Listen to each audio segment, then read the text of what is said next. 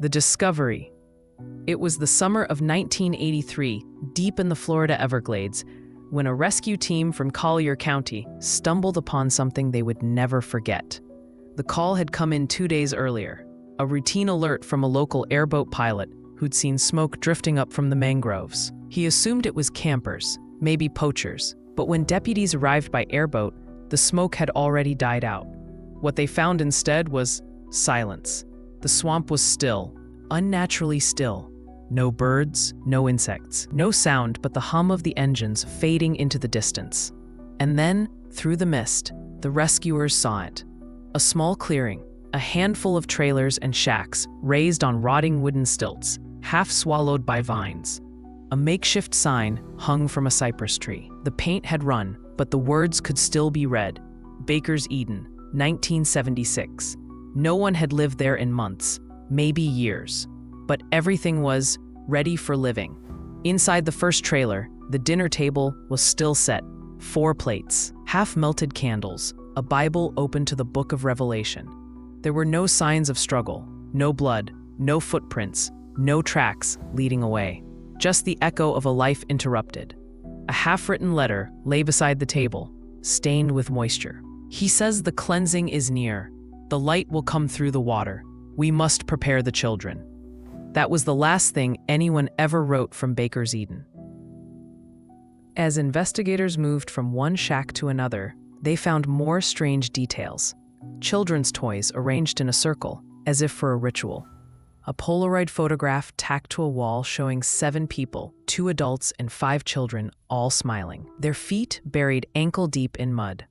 Each wore a simple linen robe. On the back of the photo, written in faded ink, the day of the flood, March 1982. In one corner, under a pile of warped hymn books, officers found a tape recorder, rusted but intact. When they pressed play, a faint male voice emerged through static. It was low, confident, and filled with conviction. We are closer now than ever. The water will rise, and the world will be washed clean. Only the faithful will walk on the marsh.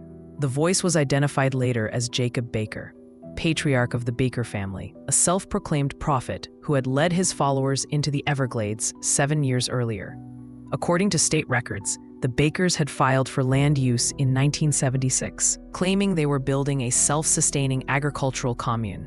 But no one had heard from them since spring of 1982, during a storm season that wiped out half the county's backroads.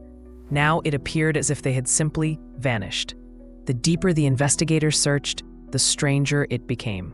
Each trailer had the same setup, clothing folded neatly on the bed, shoes lined by the door, water still pooled in old buckets. No valuables were missing, no signs of escape. Even the generator, coated in moss, had a full tank of fuel. The swamp had preserved their absence like an open wound. One deputy described it later. It looked like they'd just stepped outside and never came back. No struggle, no chaos, just an empty world. And in the middle of the clearing, they found the symbol, carved into a wooden post, a spiral surrounded by 8 crude lines. A sun, or perhaps a vortex. Below it, one word etched deep with a knife: Ascension. When the search teams returned to base that night, they brought with them the letter, the photograph, and the tape. Reporters would later call the site the vanished commune of the Everglades. But among locals, it became known by a simpler name, the place where the Bakers walked into the water. No bodies were ever found. No new evidence was uncovered. The official report, filed on August 14, 1983, listed the case as unsolved disappearance, presumed drowned.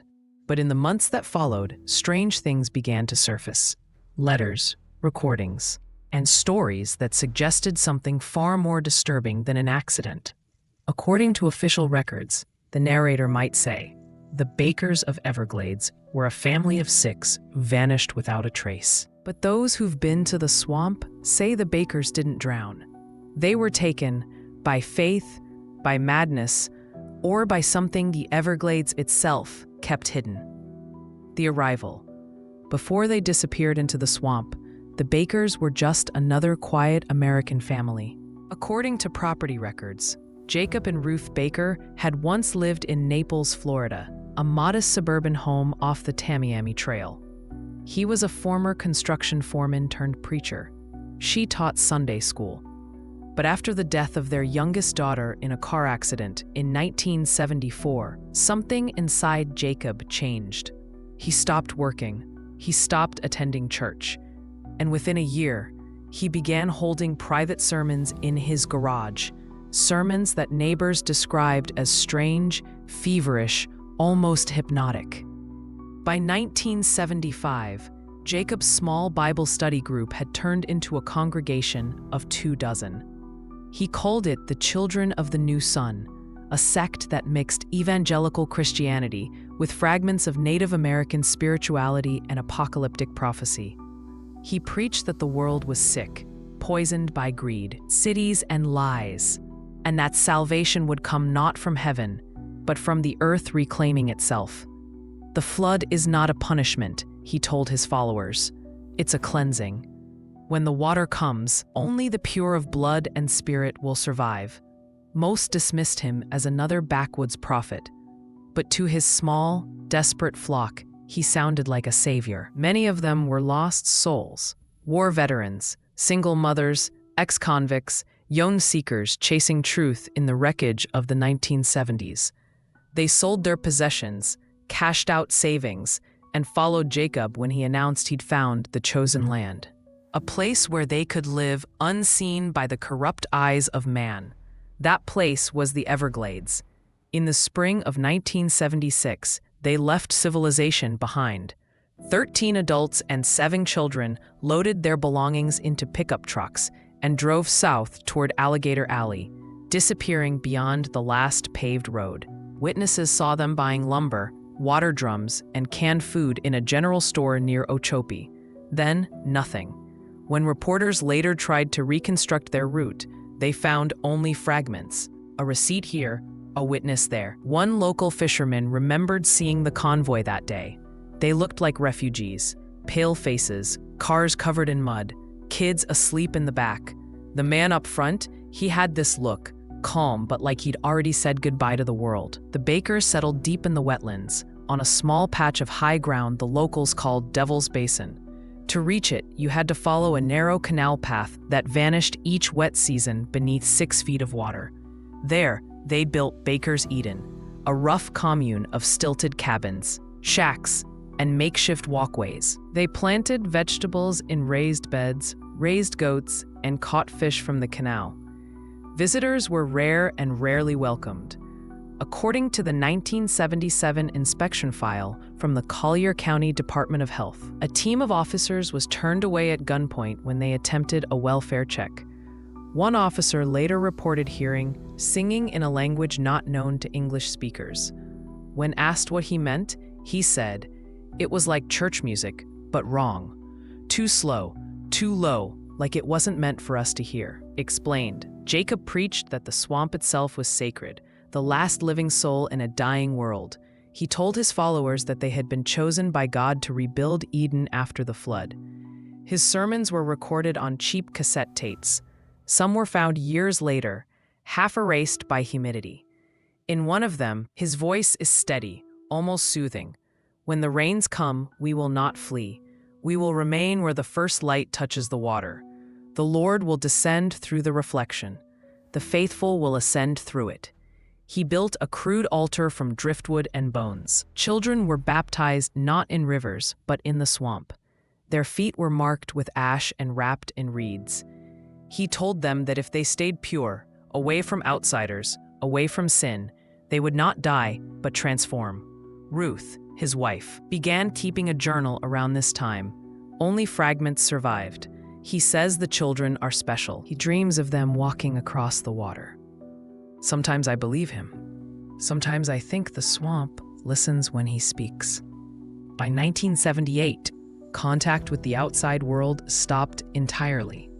No mail, no visitors, no taxes. For all practical purposes, the Bakers ceased to exist. Locals sometimes spotted campfire smoke rising above the marsh, or heard faint hymns drifting across the canals on windless nights. Hunters found footprints in the mud, small, barefoot, leading nowhere. And once, a mail carrier delivering to a nearby airstrip discovered an envelope, sealed in wax, and addressed simply to the people of the world. Inside, a single sentence: "We will not return to a dying Earth." According to official records, the narrator might say, the Baker family moved to the Everglades to start a religious commune. But those who knew them say they didn't move there to live. They moved there to wait, for the flood, for the end, for whatever came after. The swamp and the faith. By 1978, Baker's Eden was no longer a settlement. It was a world unto itself. The swamp had swallowed it whole. From the air, the commune looked like a cluster of wooden ribs jutting out of green water, a skeleton of civilization dissolving into wilderness. To the families who lived there, this was the new promised land, the place Jacob Baker had promised them when he said, "The flood won't destroy us. It will reveal us." Life in Baker's Eden followed rhythms not of time, but of nature. When they prayed, at dawn, Jacob would stand at the edge of the marsh, barefoot, his robe soaked in dew, and blow through a conch shell to summon the others. The sound carried eerily through the trees, a trembling, mournful note that seemed to belong to something ancient. When the people emerged from their cabins, they knelt in the mud and chanted, "Through the water, through the sun, we are born again as one." It was called the morning passage, their daily ritual of purification. Every person, barefoot, young and old, had to submerge themselves waist-deep in swamp water before sunrise. Jacob claimed it washed away the world. Some said the water burned their skin. 380 minutes. Others swore it whispered to them. Side note, the faith Jacob built inside those wetlands was unlike anything Florida had ever seen. He mixed Christian prophecy, Native American flood myths, and his own visions, which he claimed came to him in dreams, where he saw children walking on water while the old world burned beneath. He rewrote scripture to fit his theology. The Gospel of Matthew became the book of reflection. 380 minutes. The Lord's Prayer was replaced with his own verse. Our Father beneath the waters, let the world above decay. Give us the breath of the tide, and deliver us from the dry. To outsiders, had any been allowed inside, it would have looked like madness. But to those trapped in it, Jacob was not insane, he was divine. He spoke of a coming event called the second rain, a storm that would purge the earth and lift the faithful into the mirrored sky. Each sermon ended with the same command: when you see the lightning touch the water, do not flee. Statement break. The children of Baker's Eden grew up in a world where the swamp was God and Jacob Baker was its prophet. They were forbidden from speaking of the outside world, forbidden even to say the word city. If they asked about it, Jacob told them, cities are graves built by the blind.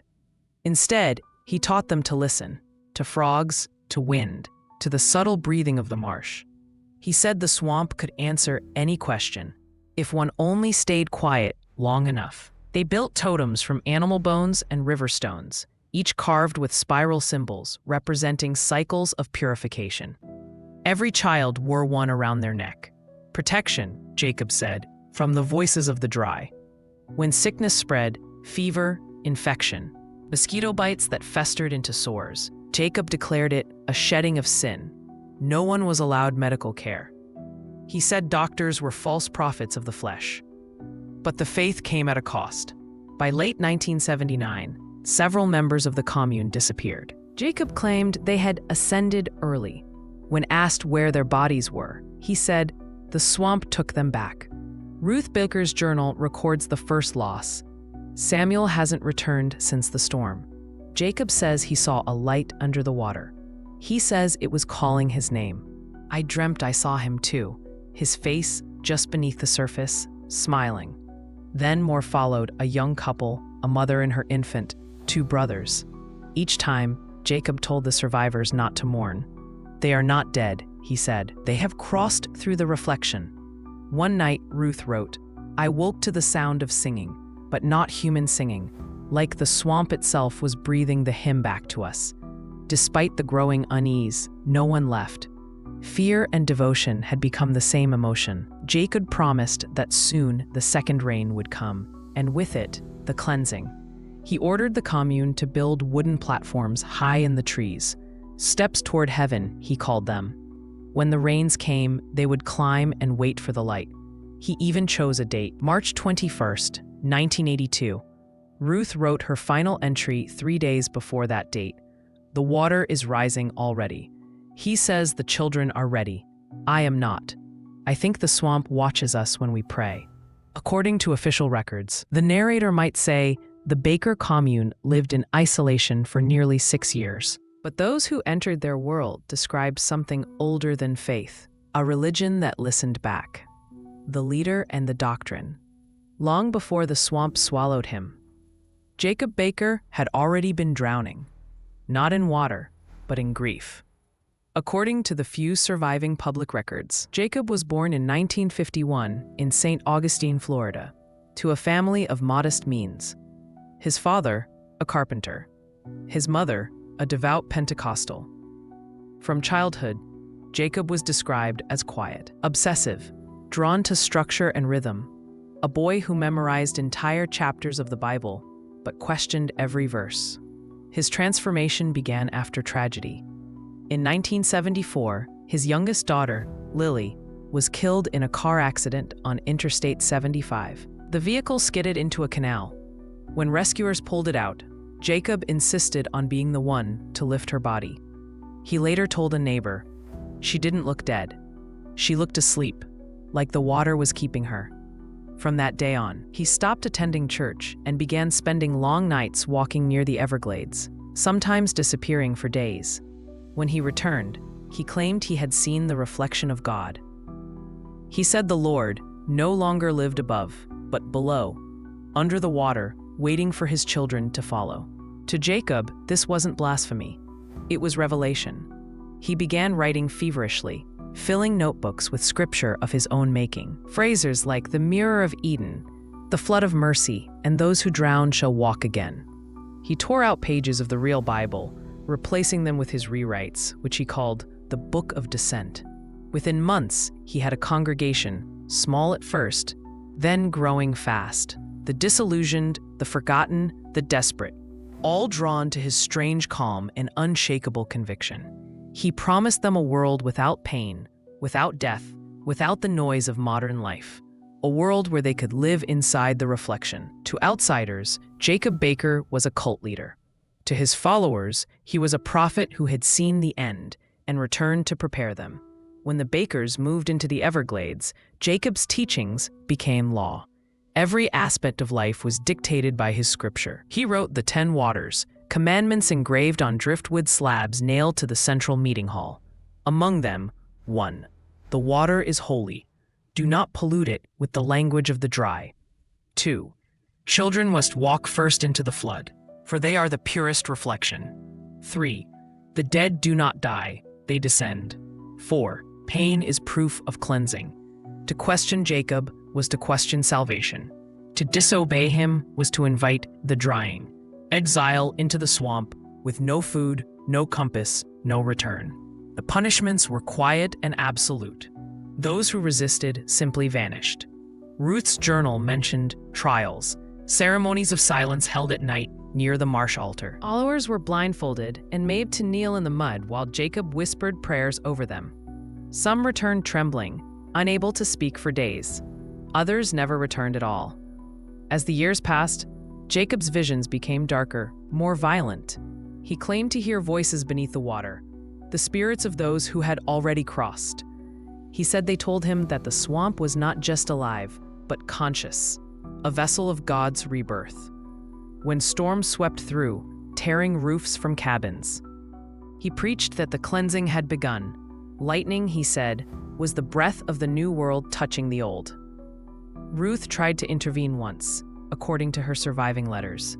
She wrote to her sister in Naples, the only piece of outside correspondence ever recovered. He speaks to the water now. Sometimes he answers himself. He says the Lord told him the children will not die. that they will change shape and rise when the flood comes. I am scared to sleep. The letter was never sent. Jacob's followers began referring to him not as Pastor Baker, but as the voice beneath. He embraced the title, wearing it like a crown. He told them he was no longer fully human, that the swamp had chosen him as its mouthpiece. He stopped eating solid food, claiming nourishment from the breath of the marsh. His skin, witnesses said, grew pale and waxy. His eyes, once soft brown, turned a grayish green, like the water itself. A former follower, interviewed years later under anonymity, said, "We didn't think he was crazy. We thought he was changing." He said the closer we got to the day of cleansing, the less our bodies would belong to us. And maybe he was right.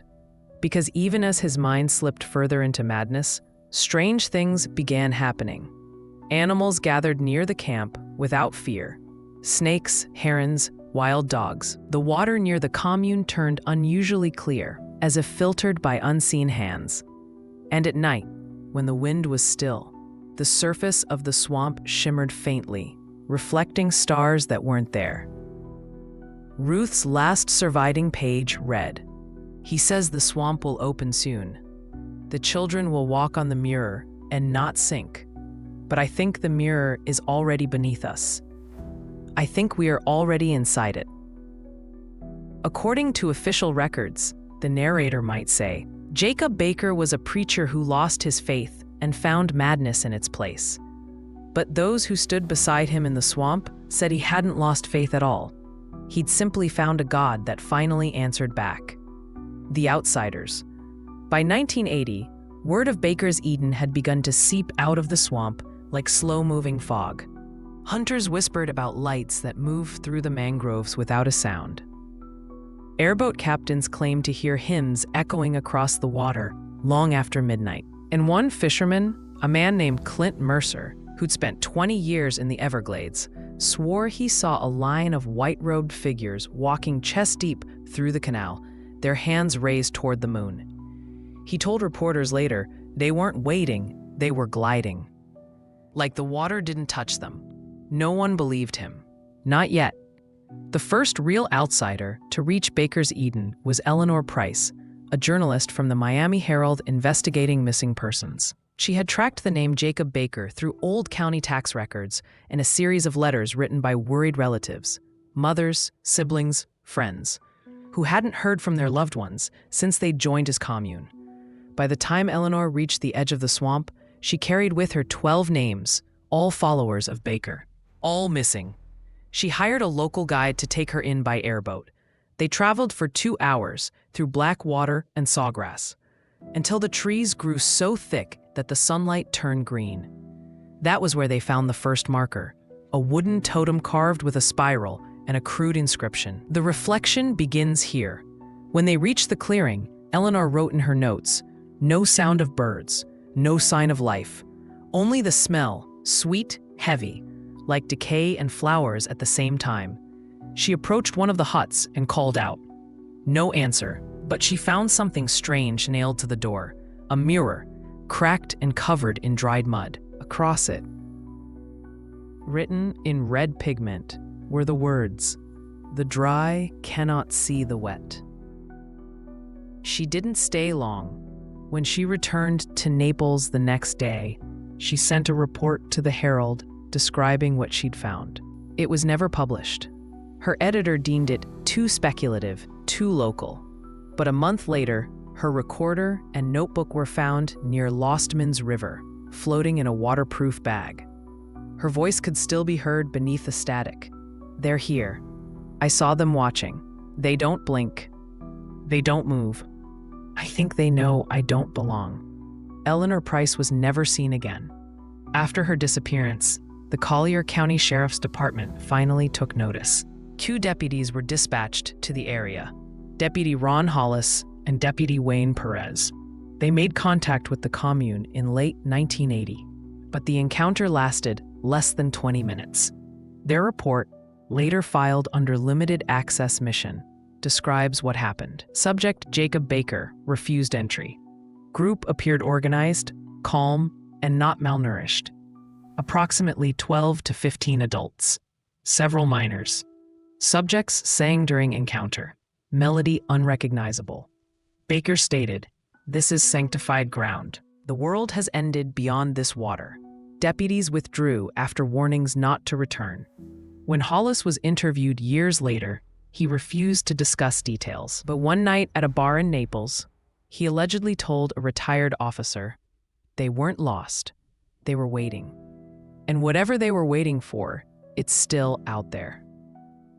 After the failed police visit, the Bakers fortified the Commune. Wooden spikes lined the walkways. Ropes were stretched across the canals to block boats. No one came or left without Jacob's word.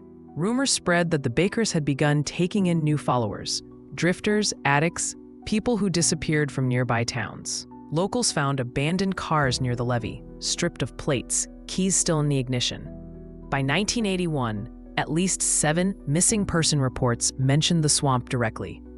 One belonged to a 19-year-old named Mark Dunham, who had been hitchhiking to Miami.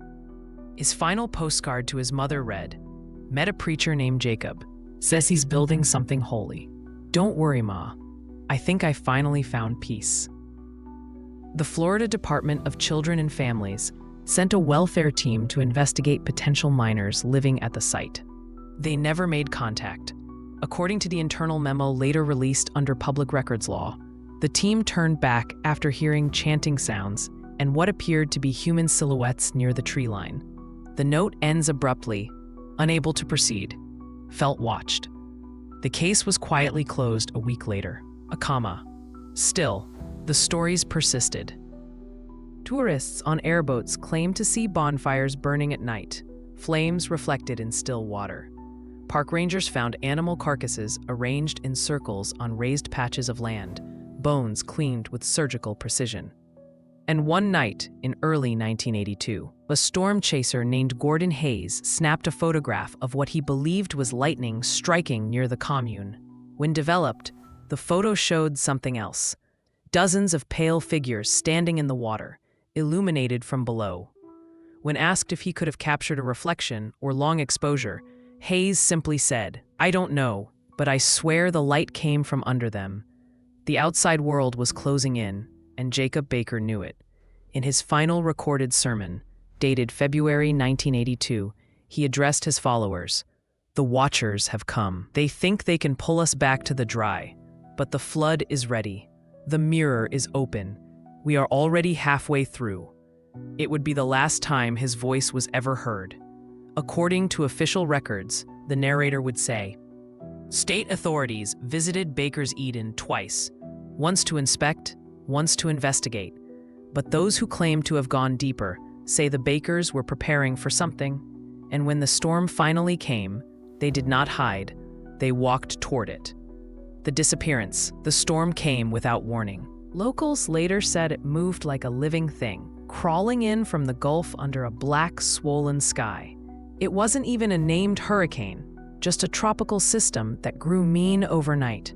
But for Baker's Eden, it was the sign they had been waiting for. The date was March 21st, 1982, the exact day Jacob Baker had foretold for the second rain. At first, it was just wind, a restless hum through the sawgrass, a ripple across the water. Then came the thunder, long and low, shaking the cypress roots. By dusk, the swamp was a sea. The water rose fast, swallowing the paths between cabins. Wooden walkways disappeared under gray ripples. But the Bakers did not flee. They sang. A field recorder found years later, caked in mud, its tape barely audible, captured their final moments. A hymn of rising voices, slow and solemn. "Through the mirror we go, through the water we rise. The dry will drown, the faithful will shine." The wind howls behind the song. Children's voices break in laughter. Then a crash, wood splintering, screams, silence. The tape stops. According to the National Weather Service log, the storm made landfall near Chokoloskee that night, with sustained winds of 75 miles per hour. Every boat dock for 20 miles was damaged. Every trail leading into the swamp was flooded beyond recognition. But when rescue teams arrived 3 days later, Baker's Eden was gone. Not destroyed. Gone. There were no collapsed huts, no debris field, no bodies caught in trees. Only the wooden stilts remained, jutting up from the water like blackened teeth. It was as if the commune had been carefully erased. One of the rescue pilots, Captain Leon Redding, described what he saw in his flight log. Area completely submerged. No structures visible. Water unusually still. Observed circular pattern in reeds approximately 50 feet wide, possibly from fire or lightning strike. Center appeared scorched. No sign of human remains. The circular pattern would later become known as the halo. When the waters receded weeks later, investigators waded through knee-deep muck, searching for clues. They found little. A child's shoe, a rusted knife, a single metal crucifix bent in half. But there was one thing that haunted them most: the carvings. Every surviving post and tree trunk around the commune bore the same spiral symbol, the reflection mark. But now, beneath it, another word had been etched in rough capital letters: done. A state trooper named Marjorie Klein led the search, said later in an interview, "It wasn't looting. It wasn't panic. They didn't run.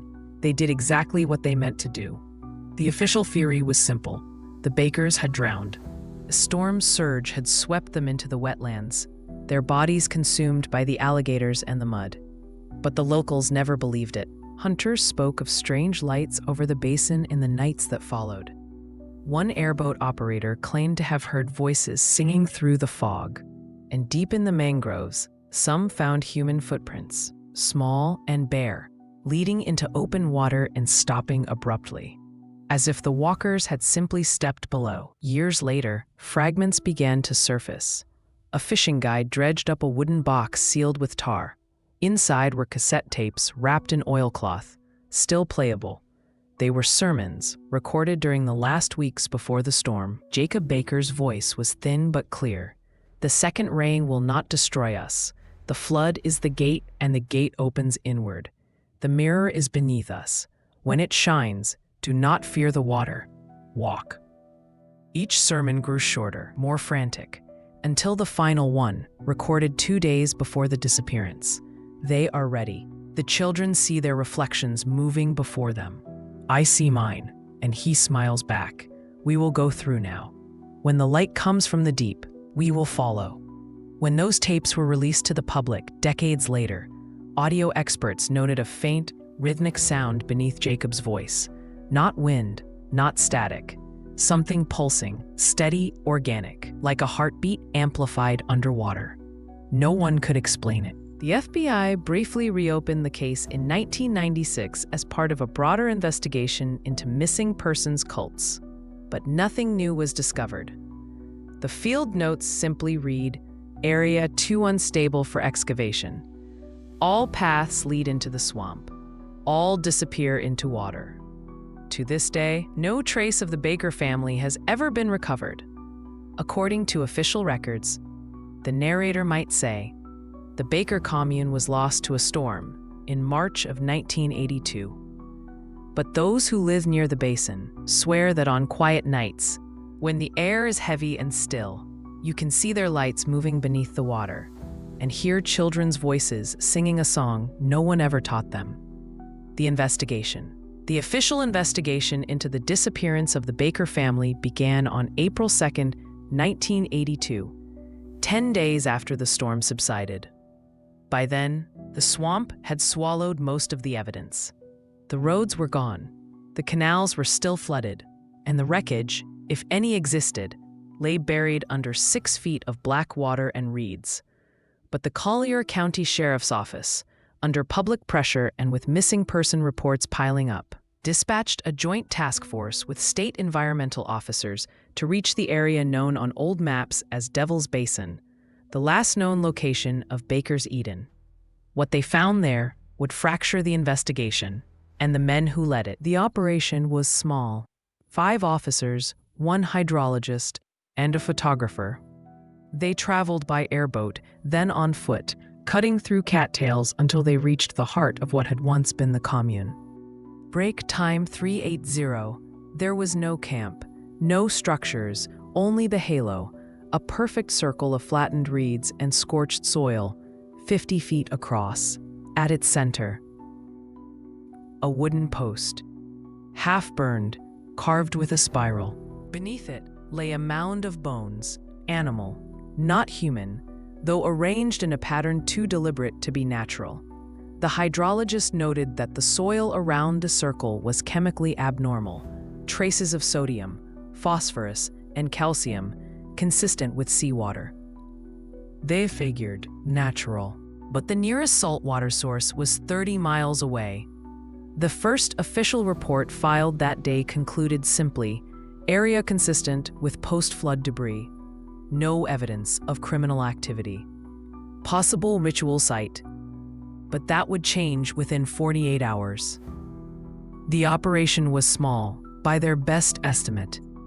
There was no camp there, no structures, only the halo, a perfect circle of flattened reeds and scorched soil. 50 feet across. At its center, a wooden post. Break time 2:20. One of the divers searching the nearby canal surfaced, holding a sealed glass jar, caked in silt. The inside was a roll of wet, blackened film. After careful drying and development, the photographs revealed the final known images of the bakers. They were dated March 20th, 1982, one day before the storm. In the photos, a group of 15 people, men, women, and children, stood waist-deep in the swamp, facing the camera. Each wore a white robe. Each had a faint smile, and in every frame, the water behind them glowed faintly, as if illuminated from below. Experts later claimed it was just reflected light. But one photo, the last, showed something different. The group's faces were blurred, distorted by motion. Behind them, in the water, a shape could be seen rising. Circular, symmetrical, almost human. When questioned, the lead investigator said, "It looked like they were being watched from beneath." The investigation quickly became a tug-of-war between agencies. The State Department of Law Enforcement insisted it was a simple drowning event. The Environmental Research Division pushed for further study, citing unidentified contamination in the flood zone. And the FBI, which briefly reviewed the case under cult activity protocol, classified it as mass disappearance with religious motivation. But quietly, within law enforcement circles, the case took on another name: Ascension Through the Marsh. The phrase came from a note found in the mud near the halo, a fragment of paper encased in wax. It read, "When the water opens, we will walk inward, not outward. The reflection is the true sky. Ascension through the marsh." No one ever determined who wrote it. Stranger still were the testimonies from the search teams themselves. Several officers reported equipment failure within the halo, cameras malfunctioning, compasses spinning, batteries draining. One diver suffered a seizure after surfacing from a submerged pit near the center. He survived, but claimed to have seen figures beneath the water before blacking out. Another officer, Deputy Hollis, quit the force shortly after the mission, leaving behind a single handwritten note in his locker. They didn't drown. They went where he told them. I heard them singing under the boat. The note was never entered into evidence. Within weeks, the entire task force was dissolved. The report, 176 pages long, was marked confidential and sealed by the Florida Department of State under public safety exemption. Only a 12-page summary was released to the press. That summary described the Bakers' disappearance as a case of mass delusion and environmental disaster resulting in presumed fatalities. No human remains recovered. Investigation closed. Yet not everyone agreed.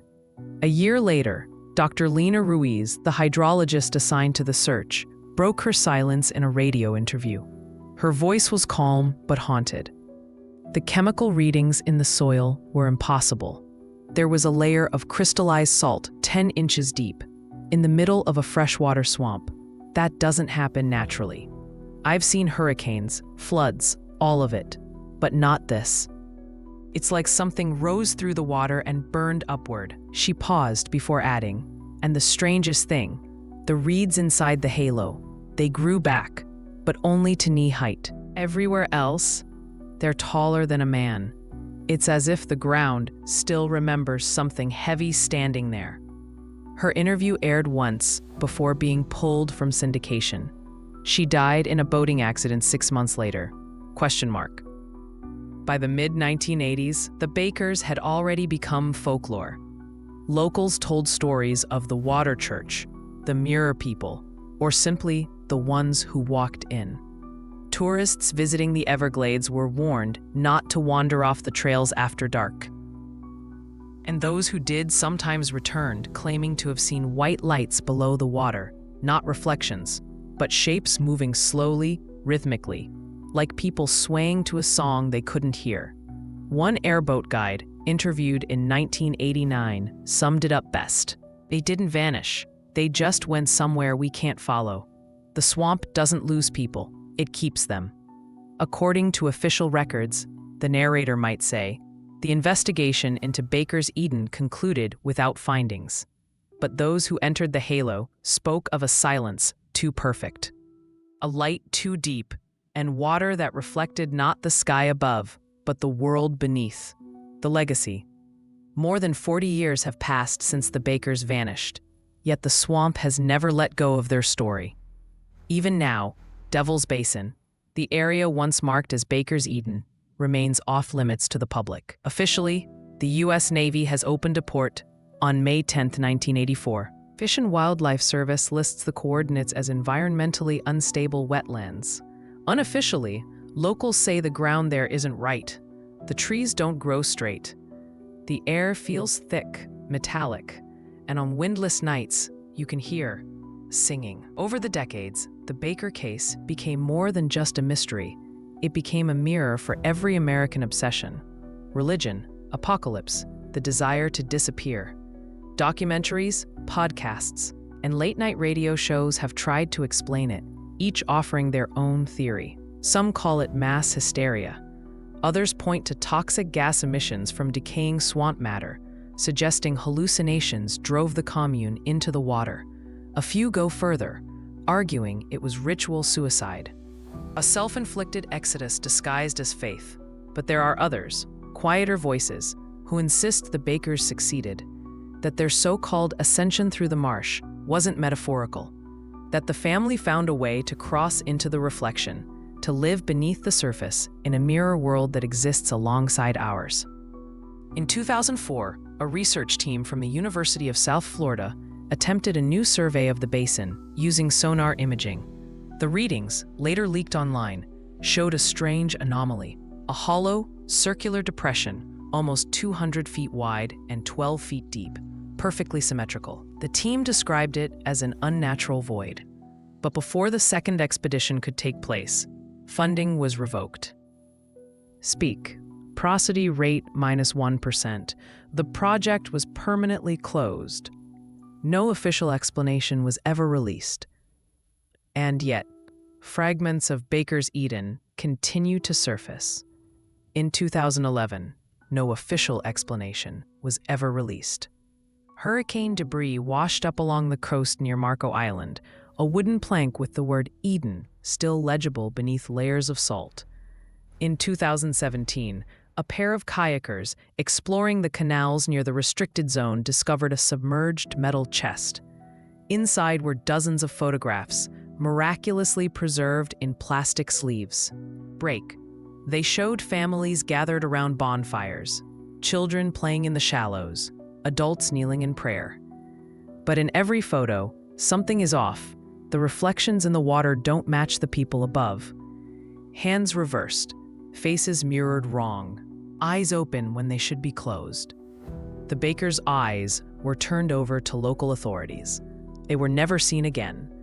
And in the 2020s, the story of the Bakers had become part of Florida folklore. Tour guides whispered about them to tourists, the way they tell the tale, framing it as a ghost story to pass the time. Break time 380.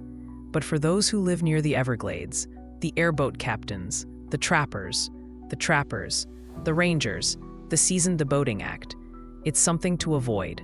Many refuse to enter Devil's Basin, calling it the still water.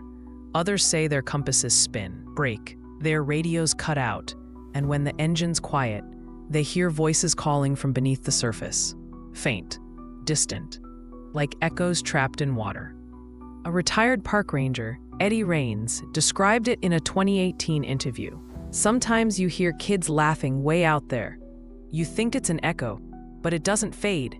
It moves around you, like it's circling. I've been in these swamps 40 years. There ain't no echo in a swamp. I'll bet. The Baker case has become a cautionary tale about belief, isolation, and what happens when people build a world too far from the rest of us. But it's also something deeper, an American myth born of faith and geography, of our endless frontier and our endless need to find meaning in the void. Jacob Baker didn't invent madness. He just gave it a shape that could float. Historians describe Baker's Eden as the last gasp of 20th century cult idealism, a place where people ran not from God, but toward the version of him they could see in themselves. To them, the swamp wasn't wilderness, it was baptism. To the world, it became a graveyard. And yet, for all the investigations, all the skepticism, all the science, one truth remains. No trace of the Bakers has ever been found. No bones, no remains, no explanation. If you visit the Everglades today, you won't find a marker or memorial. The basin isn't on any tourist map, but the locals will tell you, if you ask the wrong questions, that sometimes under a new moon, the water turns perfectly still. No ripples, no sound, just reflection. And if you look closely, they say, you'll see shapes moving beneath the surface, hands reaching upward, faces half-formed in silver light. One moment they're there, the next they're gone, like a family caught between two worlds, forever crossing. According to official records, the narrator might say, the Baker family drowned in the floodwaters of 1982. But those who've stood at the edge of Devil's Basin know better. The water never forgets, and sometimes it reflects more than it should.